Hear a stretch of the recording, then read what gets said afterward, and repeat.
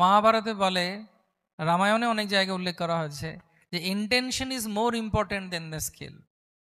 আপনি কি উদ্দেশ্যের জন্য কাজটা করছেন সেটা হচ্ছে বড় কথা। আপনার উদ্দেশ্য যদি হচ্ছে যে আমি একটু রঙ্গ তামাশা করব, আমার নাম বাড়বে, তাহলে ভগবান বলবেন ঠিক আছে, ইয়ে যথা মাম প্রপদ্যন্তে তাম সতৈব ভজাম্যহম। তুমি তাহলে তাই হোক, তোমারই অহংকার বাড়ুক, কোনো অসুবিধে নেই।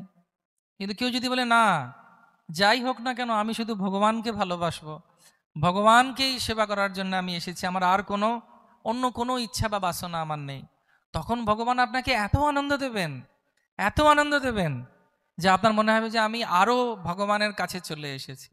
সব চিন্তা চলে যাবে, হ্যাঁ, সব রকমের দুঃখ চলে যাবে।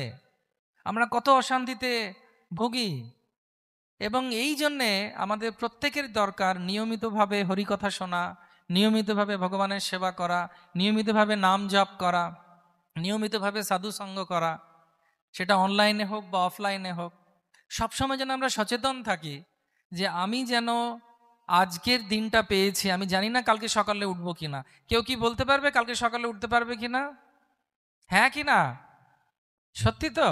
কিন্তু আপনারা উঠবেন, চিন্তা নেই, আরো 100 বছর উঠুন, হরে কৃষ্ণ। সেই প্রার্থনা, কারণ আপনাদের মধ্যে অনেকে নিত্য সেবক আছে না, হরি বল। সেই জন্য আমরা চাই যে আপনাদের আয়ু বর্ধিক হোক, আরো আয়ু বর্ধিত হোক, আপনারা সেবা করুন।